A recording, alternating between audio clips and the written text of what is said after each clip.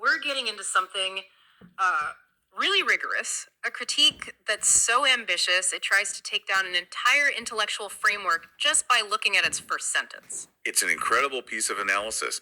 We're looking at Safak Hasmaz's argument that the failure of Marxism wasn't, a historical accident. Right. Not about politics or economics failing down the line. Exactly. The claim here is that the theory was flawed from the very beginning. The problem is what the source calls a foundational error. And this error, this theoretical weak spot, is supposedly right there in the opening line of the Communist Manifesto. The history of all hitherto existing society is the history of class struggles. And the critique's point is that this line isn't a power move, it's actually a theoretical cut, A cut. a self imposed limit. It's the moment the theory immediately invalidates its own claim to be a universal history of humanity. So, what this deep dive will show, and for you listening, this is really the key takeaway, it's how much those initial definitions can shape absolutely everything that comes after. It really is. And the distinction between studying, say, class struggle versus studying social formation isn't just academic talk. No, it's the difference between explaining maybe 150 years of a certain kind of conflict and trying to explain 6,000 years of how human society actually got built. Okay, so let's dive right into that foundational problem. The source has this powerful name for it, the cutting of history. Yeah, and it's a great way to put it. The critique says that famous first sentence isn't an explanation, it's a selection. A selection process. Precisely. By making class struggle the engine of history, you're immediately narrowing your field of view in a pretty dramatic way. So the source breaks it down almost like a math problem. It does. It basically says the equation becomes if class exists. And history exists. And conversely, if class doesn't exist. Then what you're looking at isn't history, it's just the stuff before. The before. The primitive. It's pre-social. It's outside the scope. And that is the moment of the theoretical cut. Marxism essentially declares we're only going to talk about the part of history that looks like our part of history. That's a staggering thing to leave on the table. You're just dismissing the vast majority of human social existence. All of it. The entire period where we figured out how to be social, how to form societies in the first place, all of that gets relegated to something that isn't history. The theory is only about the moment class appears. Which brings us to Friedrich Engels, because he seems to have noticed this problem. He did. And this is where it gets really interesting. 40 years after the manifesto comes out, Engels adds a footnote. The famous footnote. Right. And he clarifies that the opening statement really meant, i.e., written history. Okay, so on the surface, that looks like a standard academic cleanup. You overstate something, you clarify later. But the critique we're looking at doesn't buy that at all. Not for a second. It sees that footnote not as a simple correction, but as an admission of collapse. An admission of collapse? That's strong. It is. Because by narrowing all history down to only written history, Engels is basically admitting, without saying it, that the theory only works for class society. Because large-scale written history pretty much begins with large, stratified, class-based societies. Exactly. So the grand claim of a universal history is just quietly walked back. But couldn't you argue that this just makes the theory more precise, more focused? They're just refining their scope?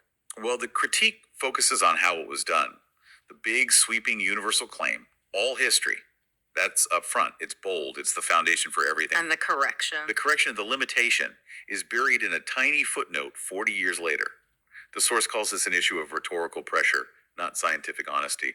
They made a huge claim they couldn't back up, then tried to patch the hole quietly. So by shrinking the definition to just written history, they're basically conceding that their whole framework can't explain anything about how societies formed before that. It's a huge concession. The moment Engels writes written history, he's acknowledging that his theory, that historical materialism, has no tools to analyze how kinship works, how law is established, all the foundational protocols of human society that come before economic conflict. So if Marxism is just about class struggle, what's the alternative? What's the field that studies the whole story? This takes us to the concept of sociogony. Right. Sociogony is the term the source uses for the science of the entire establishment history of society. Not just conflict, but how does society even begin? How does it hold together? I see the contrast immediately. If sociogony is about establishment and continuity, then Marxism is only about fracture and struggle within a system that's already established. It cuts off the whole beginning of the story. And this cut, this narrowing, leads to another major claim in the critique, that Marxist sociology becomes well, superficial. It says it's not even an independent field, it's just the residue of history and economics. Residue, like the leftover bits after the real forces have done their work. That's the indictment, yeah. It means the field can no longer ask the biggest questions. It can only ask about how society conflicts or how it's organized for production. It can't ask how it establishes itself, how kinship works, why laws are made, all those things that have to exist before you can even have a class to struggle with. And this leads to that really sharp point in the critique that Marxism ultimately reduces society to a production workshop. It's a powerful metaphor. It's maybe the most damning part of the argument. Because if society is just a workshop, then the human being gets stripped of, well, almost everything. The human becomes just a production function. And if you define a person only by their role in a production line, what does that do to everything else? According to the source, it's devastating. Marriage becomes a byproduct. You need to reproduce the labor force. That's a tool. Kinship becomes a derivative of property rights. The child is just reproduction. The entire, messy, beautiful architecture of human relationships, love, identity, community, it all gets flattened into economic utility. So the theory, by being so rigid at its foundation, just loses the human. It has no language for it. And you can see this blind spot everywhere, even in how it analyzes something as basic as value. Take gold and silver. For Marx, that's about their commodity value, right? How much they're worth in an exchange. Exactly, the metal as a means of trade.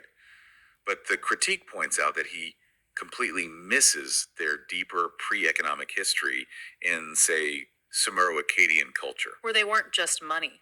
No, not at first. They were sacred alliance values.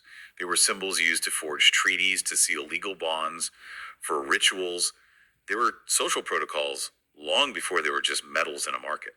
So again, by focusing only on the economic function, Marx misses the earlier foundational social protocol. It reinforces the whole argument. The theory can't read anything that isn't already inside the workshop, and this failure to read social protocols leads us straight to religion. Right, which Marx famously locks up inside consciousness. It's the opium of the people, an illusion, a reversed consciousness. And the critique just says this is. It's totally insufficient. It only looks at what religion feels like in your head, a comfort, a crutch, not what it actually does in the world. But the standard materialist argument is that poverty and exploitation create the need for that crutch, that it's a reflection of suffering. And the critique doesn't deny that, but it says it's not enough. Because you can have very similar material conditions, poverty, suffering, that produce completely different religions, radically different kinship laws, totally unique marriage rules. So the answer can't just be pain. It has to be something about structure. Exactly. So what's the alternative definition here? The Casemas definition, which is that religion is a foundational protocol. Yes. Not just a belief, not an idea. It's a legal and social structure that manages social order. And crucially, it exists and functions long before classes ever form. A regulatory system. What kind of practical things did it regulate that a materialist view might miss? Oh, the source lists them out. It's the rules for sharing food and resources, the strict regulation of who can marry whom, the definitions of kinship, family, inheritance, the prohibitions that prevent social chaos. These are fundamental social engineering tasks. So if you take religion away, you're not just removing an idea. You're dissolving the actual operating system of the society. Because in this view, religion is law, it is protocol. This completely changes how you look at Marx's analysis of, say, the Jewish question. He saw Judaism mostly as an ideology, a mindset that fit with capitalism. He missed the sociological core entirely. The critique is that Marx just failed to see Judaism for what it was, a kinship-based historical order, thousands of years old, held together by law. So Marx thought if you just got rid of the idea of the religion, the problem would vanish. But the structure, the community, the laws of kinship, that would all still be there. Even if nobody believed in the spiritual side anymore. Precisely. If the kinship law remains, the social group remains. In this context, religion is law and social code far more than it is belief. And the critique uses a fantastic, really specific example to test this, the anecdote about Abraham and Sarah. It's a brilliant test case. The critique points out that Engels, for example, spends ages analyzing kinship systems from, remote North American tribes. He's looking for evidence to support his theories. But he avoids this central formula from the Bible. He avoids it. The formula is, she is not my mother's daughter, but my father's daughter. She is my sister and my wife. That's a very complex, very specific definition of a relationship. Why is analyzing that sentence so dangerous for the Marxist framework? Because that sentence is the raw, naked formula for establishing a legitimate marriage.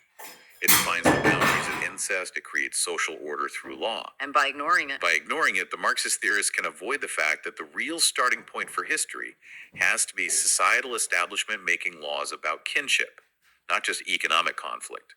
The regulation of bodies and relationships is too foundational to be just a reflection of production. It comes first.